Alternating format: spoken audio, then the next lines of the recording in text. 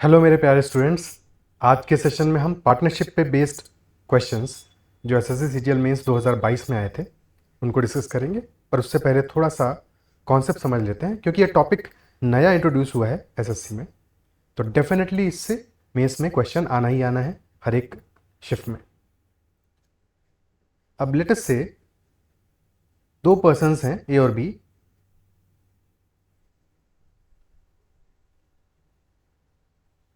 वो साथ में मिलकर एक बिजनेस स्टार्ट करते हैं। अब ए ने बिजनेस में 1000 रुपीज़ का इन्वेस्टमेंट किया है, जबकि बी ने बिजनेस में 2000 रुपीज़ का इन्वेस्टमेंट किया है, ज़्यादा इन्वेस्टमेंट किया है। यानी कि अब साल के एंड में क्या होता है, इन दोनों को बिजनेस में प्रॉफिट होता है 600 रुपीज़ का। तो क्वेश्चन अराइज होगा, जाहिर सी बात है कि ए और बी दोनों आपस में सोचेंगे कि प्रॉफिट का डिस्ट्रीब्यूशन कैसे हो, क्या जस्टिफाइड तरीका होगा जिससे कि प्रॉफिट का डिस्ट्रीब्यूशन हो और दोनों में से किसी को कोई दिक्कत नहीं हो। तो क्या प्रॉपर मेथड होना चाहिए भाई? दोनों ने जो इन्वेस्टमेंट अपना लगाया है पूरे साल के लिए लगाया, साथ में लगाया, ठीक है, बट इन्वेस्टमेंट में तो डिफरेंस है ना। ए ने 1000 रुपये इन्वेस्ट किया है, जबकि बी ने उसका डबल यानी कि 2000 रुपीज इन्वेस्ट किया है। तो जिसने डबल अमाउंट इन्वेस्ट किया है, जाहिर सी बात है कि उसको प्रॉफिट में शेयर भी ज्यादा मिलना चाहिए। तो अगर इनका इन्वेस्टमेंट का जो रेशियो आ रहा है, कितना आ रहा है? 1:2 का, 1:2 का रेशियो आ रहा है, तो यही इनका प्रॉफिट का भी रेशियो होना चाहिए 1:2 का, इजंट इट सो?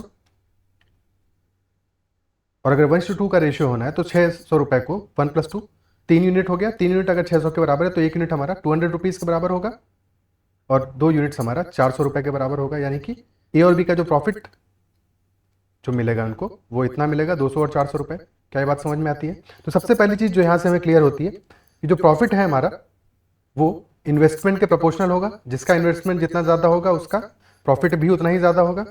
क्लियर है? ठीक है, तो ये तो हमारा हो गया पहला केस। सेकेंड केस हो सकता है कि जबकि ए और बी ने सेम अमाउंट इन्वेस्ट किया, दोनों ने 1000 रुपए इन्वेस्ट किए, बट फर्क यह है कि ए 6 महीने बाद छोड़ के चला गया बिजनेस, कि भाई उसको तो 6 महीने बाद लगा कि हमसे ना हो पाएगा। तो ए ने जो अपना अमाउंट इन्वेस्ट किया है वो सिर्फ 6 महीने के लिए इन्वेस्ट किया है,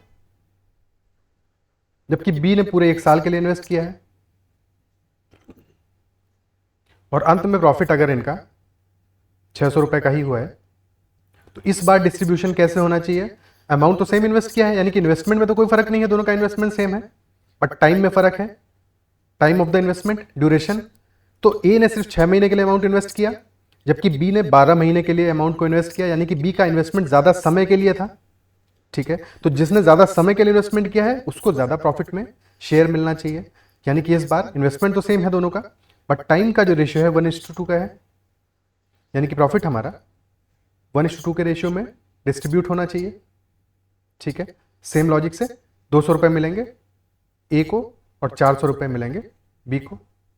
यहां से हमें ये बात समझ में आती है कि प्रॉफिट हमारा जो टाइम ड्यूरेशन है जिसके लिए वो इन्वेस्टमेंट किया गया है उसके प्रोपोर्शनल है। और अगर ये दोनों बातें हमें क्लियर होती हैं, दोनों बातें समझ में आती हैं, तो हम समझ कर सकते हैं कि अगर दोनों ही चीज़ें डिफरेंट हो, यानी कि इन्वेस्टमेंट भी दो लोगों का डिफरेंट हो और टाइम ड्यूरेशन भी डिफरेंट हो, तो जो हमारा प्रॉफिट होगा वो इन्वेस्टमेंट और टाइम ड्यूरेशन दोनों के मल्टीप्लीकेशन के प्रोपोर्शनल होगा, समानुपाती होगा। यानी कि जिसका इन्वेस्टमेंट ज़्यादा होगा उसको प्रॉफिट ज़्यादा मिलेगा, जिसका टाइम ज़्यादा होगा उसको प्रॉफिट ज़्यादा मिलेगा। दोनों के मल्टीप्लीकेशन से जो रेशियो हमारा बन के आएगा उस रेशियो में हम प्रॉफिट को डिस्ट्रीब्यूट करेंगे। तो अगर दो पर्सन हैं हमारे ए और बी,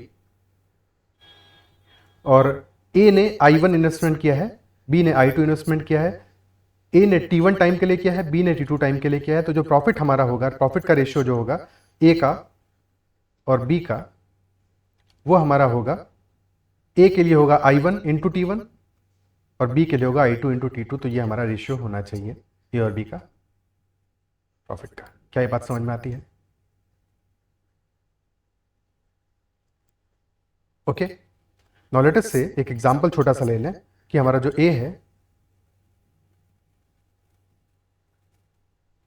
ए ने 20,000 रुपीज का इन्वेस्टमेंट किया है और बी ने 30,000 रुपीज का इन्वेस्टमेंट किया है। ए ने पूरे 12 महीने के लिए इन्वेस्टमेंट किया था, जबकि बी ने सिर्फ 10 महीने के लिए इन्वेस्टमेंट किया है। तो क्वेश्चन ये पूछे कि ए और बी का प्रॉफिट का रेशियो क्या होना चाहिए। तो हमारा आंसर होगा कि प्रॉफिट का रेशियो क्या होगा, I1 इंटू T1 यानी कि 20 इंटू 12, ये ए के लिए हो गया, और बी के लिए I2 इंटू T2 यानी 30 इंटू 10, ये रेशियो होना चाहिए।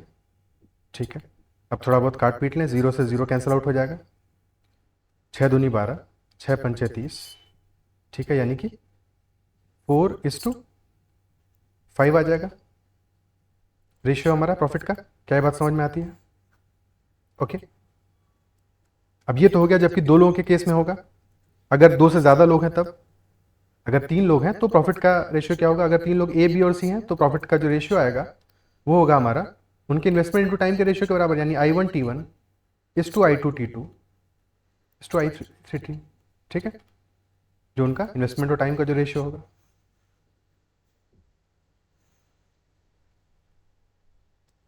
क्लियर है?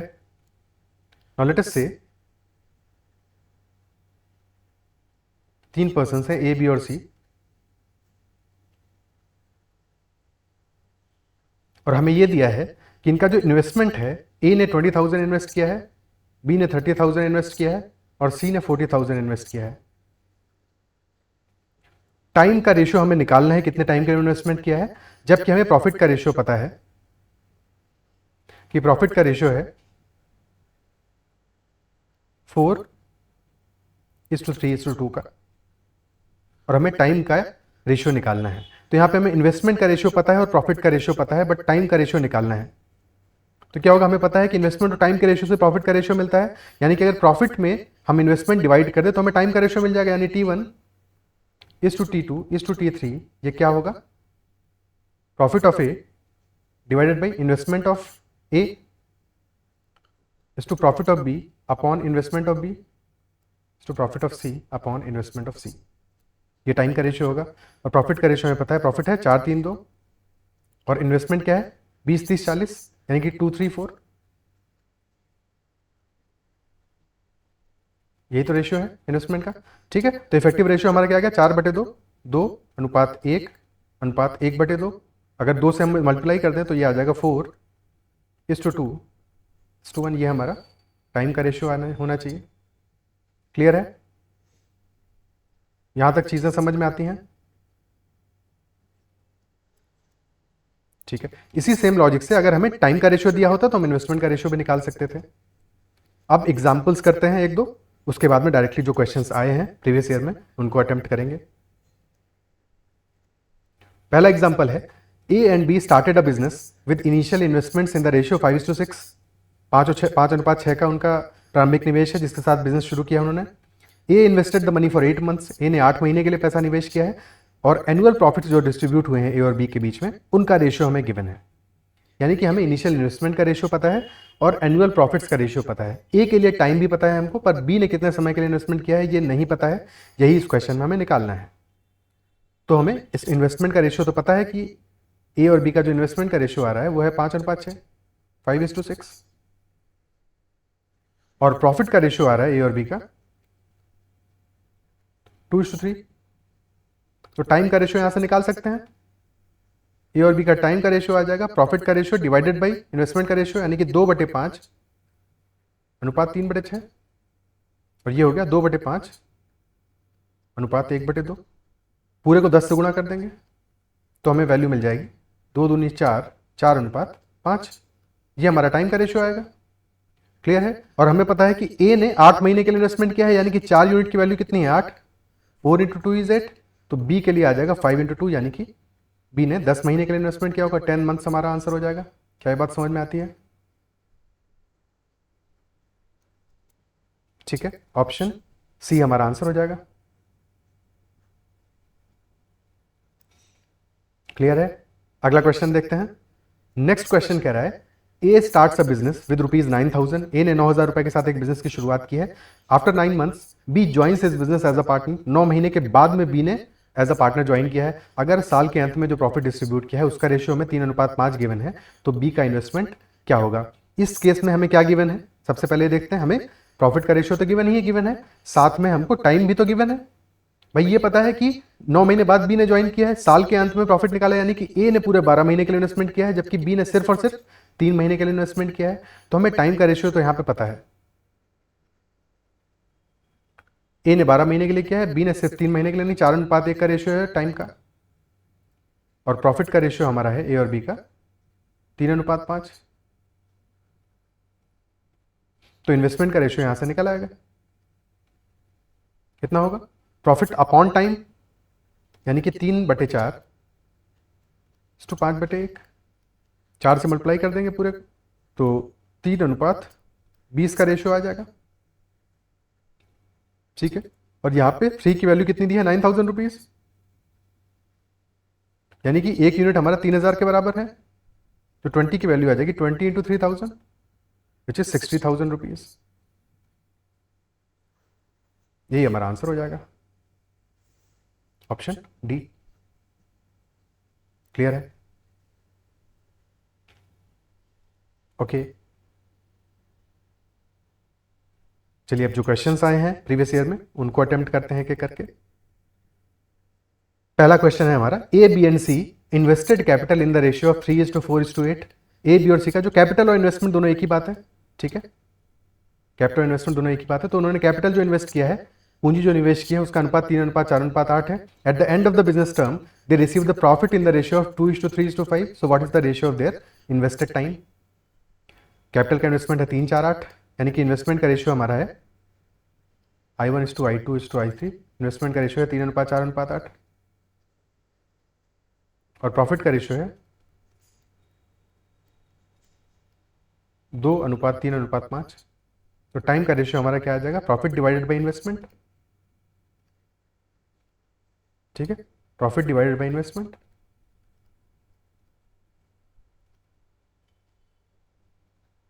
यानी कि 2/3 अनुपात 3/4 अनुपात 5/8। ठीक है, क्लियर है? अब 8 चौको 32 दिए, 96 से मल्टीप्लाई कर देते हैं पूरे को, तो पहली वैल्यू आ जाएगी 32 दूनी 64, अनुपात दूसरी वैल्यू आ जाएगी 24 या 72, और तीसरी वैल्यू आ जाएगी 12×5 60। ठीक है, अभी और सिंप्लीफाई हो सकता है, 4 से डिवाइड कर सकते हैं इसको पूरे को, तो यानी कि 16:18:15, ये हमारा फाइनल आंसर आ जाएगा। क्या ये बात समझ में आती है? क्लियर होती है बात? ठीक है, ओके, ऑप्शन सी हमारा आंसर हो जाएगा। ये तो क्या प्रॉपर इस क्वेश्चन को सॉल्व करना। एक दो छोटी सी चीजें और हैं जो हम समझ लेंगे तो कई बार हमारे लिए चीजें आसान हो जाएंगी। देखो, जो हमें कैपिटल का रेशियो दिया है वो 3:4:8 का रेशियो है, 3:4:8 का, और प्रॉफिट का जो रेशियो है वो है 2:3:5 का। अब जब हम आंसर निकालेंगे वो हमारा क्या होगा? Profit divided by capital, isn't it so? इनमें से कहीं पे भी हमारा 13, 11 इस टाइप का कोई प्राइम नंबर तो आ नहीं रहा है कि नहीं? तो हमारे आंसर में भी कहीं पे भी 13, 11, 17, 19 इस टाइप का कोई प्राइम नंबर नहीं होना चाहिए। क्या ये बात समझ में आती है? सिमिलरली 7 भी कहीं पे नहीं आ रहा है, तो जो भी प्राइम नंबर्स हमारे, जो जिन चीजों को हम डिवाइड कर रहे हैं उन उस रेशियो में नहीं आ रहे, वो हमारे आंसर में कभी भी नहीं हो सकते हैं। ठीक है, कभी भी नहीं हो सकते हैं, यानी कि 13 तो आ ही नहीं सकता आंसर ऑप्शन में, यानी कि ऑप्शन ए और ऑप्शन बी तो आंसर कभी हो ही नहीं सकते थे। सिमिलरली 21 ये जो दिया हुआ है, 7 भी हमारा कहीं पे भी नहीं है, 3:4:8 है, 2:3:5 है, तो स्ट्रेट अवे डी भी हमारा आंसर नहीं हो सकता था। तो इन एनी केस हमारा ऑप्शन सी ही इकलौता ऐसा आंसर था जो कि पॉसिबल था। क्या ये बात समझ में आती है? ठीक है, इज दैट क्लियर? क्लियर है बात? तो हमारा डेफिनेटली ऑप्शन सी ही आंसर होना चाहिए था इन एनी केस। ये छोटी सी छोटी चीजें जो होती हैं ये कई बार आपको बहुत मदद करेंगी एग्जाम में ऑप्शंस को एलिमिनेट करने में, और कई बार ऑप्शन को एलिमिनेट करके भी हमें सही ऑप्शन दिख जाता है। हर बार पूरी मगजमारी करके सॉल्व करने की जरूरत नहीं है, ठीक है, बट सॉल्व करना भी समझ में आना चाहिए, क्योंकि हमेशा ऐसा नहीं होगा। नेक्स्ट क्वेश्चन लेते हैं। अगला क्वेश्चन कह रहा है, ए बी और सी ने एक इन्वेस्टमेंट किया और उनके टाइम पीरियड्स का जो रेशियो है वो है 3:2:7 का। ठीक है, उनकी समय अवधि का अनुपात 3:2:7 का है। Ratio of the profit of A B and C is 4:3:14, 4:3:14 का उनके लाभ का अनुपात है। तो क्वेश्चन हमसे पूछ रहा है उनके इन्वेस्टमेंट का रेशियो क्या होगा। बिल्कुल वैसा ही सवाल जैसा पिछला वाला था। ठीक है, तो हमें टाइम का रेशियो दिया हुआ है T1:T2:T3, ये कितना है 3:2:7। और प्रॉफिट का रेशियो है 4:3:14। ठीक है, समझाने के लिए लिख रहे हैं, बट अदरवाइज आप डायरेक्टली क्या कर सकते हो, डायरेक्टली प्रॉफिट में से टाइम को डिवाइड कर दोगे, इजंट इट सो? आपको सीधे सीधे इन्वेस्टमेंट का रेशियो मिल जाएगा, यानी 4/3 अनुपात 3/2 अनुपात 14/7। ठीक है, तो ये वैल्यू हमारी आ गई 4/3 अनुपात 3/2 अनुपात 2। 6 से मल्टीप्लाई कर देते हैं इसको, तो ये वैल्यू आ जाएगा 8:9:12। ये हमारा रेशियो आ जाएगा इन्वेस्टमेंट का। क्या ये बात क्लियर होती है? ठीक है, इस क्वेश्चन में भी जैसे हमने पिछले क्वेश्चन में डिस्कस किया था कि कहीं पे भी हमारे जो टाइम पीरियड के रेशियो में या प्रॉफिट के रेशियो में 11 तो आ नहीं रहा है, तो ऑप्शन बी या सी तो आंसर हो ही नहीं सकते, कोई सेंस नहीं बनता इनका, है कि नहीं? ठीक है,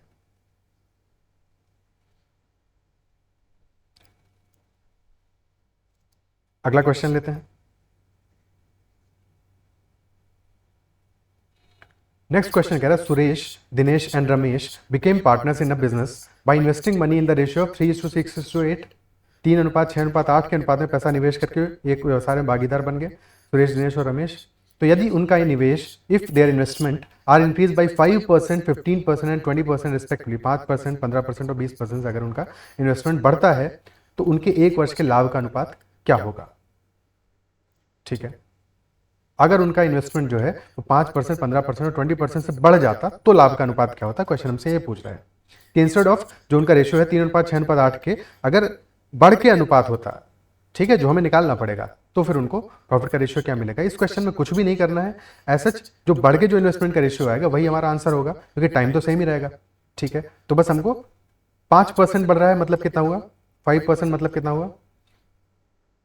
तो अगर इनिशियली 5% यानी कि कितना, 1/20, 15% यानी कि 3/20 और 20% यानी कि 1/5 या 4/20। ठीक है, इजंट इट सो? क्या ये बात समझ में आती है? तो इनिशियली अगर हमारा रेशियो 20 का इन्वेस्टमेंट होता है ए के लिए, सुरेश के लिए, ठीक है, तो वो 21 हो जाएगा। सिमिलरली अगर हम दिनेश के लिए बात करें तो अगर इनिशियली उसका इन्वेस्टमेंट 20 का होता तो 23 का हो जाएगा। क्या बात समझ में आती है? और सिमिलरली अगर रमेश के लिए बात करें तो इनिशियली अगर उसका इन्वेस्टमेंट 20 का है 24 का हो जाएगा। क्या बात क्लियर होती है? बट इन्वेस्टमेंट क्या है, 3:6:8 के रेशियो में है कि नहीं? ठीक है, 3:6:8 के रेशियो में है उनका इनिशियल इन्वेस्टमेंट।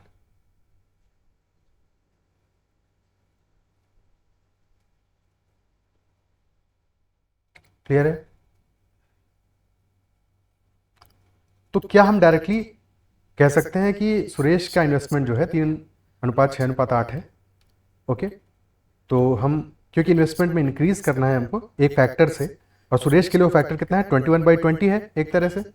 ठीक है, तो हम डायरेक्टली, क्योंकि 20 तो सभी डिनोमिनेटर में आ रहा है, तो हम सीधे सीधे 21 से मल्टीप्लाई कर दें सुरेश के केस में। ठीक है, या फिर ऐसे करते 21/20 से हमने मल्टीप्लाई किया सुरेश के केस में, दिनेश के केस में हमने किया 23/20 से मल्टीप्लाई, मल्टीप्लाइंग फैक्टर है क्योंकि इतने से उसका इन्वेस्टमेंट इंक्रीज कर रहा है, और रमेश के केस में किया हमने 24/20 से। ठीक है, बट क्या ये एग्जैक्टली हम 20 से मल्टीप्लाई करके, 20 तो हमें हटाना ही पड़ेगा ना, तो पहले ही हटा देते हैं। इसलिए मैंने कहा कि सीधे सीधे हम 21, 23 और 24 से मल्टीप्लाई कर देते हैं, क्योंकि 20 की कोई जरूरत नहीं हो तो वैसे भी हटाएंगे बाद में। क्लियर है? अब थोड़ा बहुत काट के रेशियोज को सिंप्लीफाई कर लेते हैं, तो 3 से काटा 2 बार जाएगा, यहाँ पे 8 हो जाएगा। ठीक है, तो ये रेशियो आ गया हमारा 21:23 × 2 46:8 × 8 64। ये हमारा फाइनल आंसर आ जाएगा।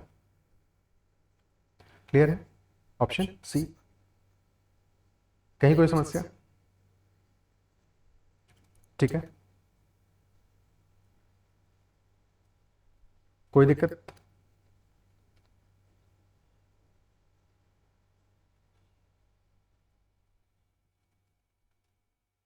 अगला क्वेश्चन देखते हैं।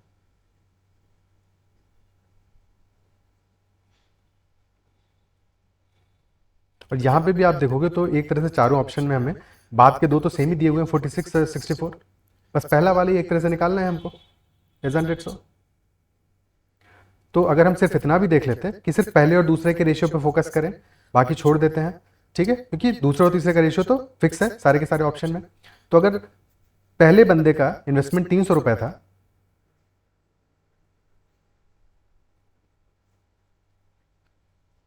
अगर पहले पर्सन का इन्वेस्टमेंट 300 रुपए था, दूसरे का 600 रुपए था, 3:6 है क्योंकि, ठीक है, अब 5% से बढ़ा है पहले का, यानी कि पहले वाले में 15 का इंक्रीज आया होगा, और दूसरे का 15% से बढ़ा है यानी कि 90 का इंक्रीज आया होगा। तो अब रेशियो हो जाएगा 315:690, ठीक है, यानी कि अगर 15 से काटें तो ये बचेगा 21 और ये बचेगा 46, यानी कि 21:46 का रेशियो आ जाएगा पहले दो का। वहां से भी हमारा आंसर हमें ऑप्शन सी मिल जाएगा, ठीक है। और ये चीज़ हम वर्बली भी सोच सकते थे, क्या ये बात समझ में आती है? ठीक है, तो जहाँ पे हमें जैसे ऑप्शंस दिए हो, ऑप्शंस का यूज़ हमेशा करना है, क्योंकि किसी भी एग्जाम में देखो, आप अगर अच्छा करना चाहते हो तो आपको जो भी इंफॉर्मेशन एग्जाम पेपर में, एग्जाम में मेंशन्ड है, उस सारी की सारी इंफॉर्मेशन का कम से कम समय में इस्तेमाल कर लोगे तो सबसे बढ़िया रहेगा। तो हमें जो आंसर के ऑप्शन है वो भी तो एक तरह का हिंट ही है क्वेश्चन को सॉल्व करने के लिए, तो उस हिंट का इस्तेमाल हमेशा करना है जितना आप कर सकते हो, ठीक है। अगला क्वेश्चन लेते हैं। नेक्स्ट क्वेश्चन कह रहा है, A starts a business with 75,000 rupees and B joins the business 5 months later with an investment of rupees 80,000। ए ने शुरू से बिजनेस को ज्वाइन करके रखा, जबकि बी ने 5 महीने के बाद में ज्वाइन किया और 80,000 का इन्वेस्टमेंट किया। एक साल के बाद में उनको जो प्रॉफिट हुआ है वो हुआ है 4,08,800 रुपए का। तो हमें बताना है शेयर क्या होगा ए और बी का, ठीक है, सॉरी। तो हमें पता है कि ए ने इन्वेस्ट किया, कितना किया है, 75,000 रुपए, और बी ने किया है 80,000 रुपए। और टाइम पीरियड कितना है, ए ने पूरे 12 महीने के लिए किया है, जबकि बी ने 5 महीने बाद यानी कि 7 महीने के लिए इन्वेस्टमेंट किया है, ठीक है। तो ये टाइम का रेशियो आ गया इनका। इन्वेस्टमेंट का रेशियो क्या है, 15:16, 75:80 यानी 15:16 का। टाइम का है 12:7 का। तो इफेक्टिवली प्रॉफिट का रेशियो क्या होना चाहिए, 15 × 12 16 × 7, 4 से काटेंगे, 4 × 12, 4 × 4 = 16, यानी कि 45:28 का रेशियो आना चाहिए, है कि नहीं। और अगर 45:28 का रेशियो है, यानी कि जो हमारा आंसर ऑप्शन होंगे, ठीक है, वहां पे जो ए के लिए आंसर ऑप्शन है वो 45 का मल्टीपल होना चाहिए, यानी कि 9 से डिविजिबल होना चाहिए। जो हमारा आंसर ऑप्शन है ए के लिए वो 9 से डिविजिबल होना चाहिए। कौन कौन सा ऑप्शन है जो 9 से डिविजिबल है, 2 5 2 5 2 7 2 9, यानी कि ये तो डिविजिबल है 9 से।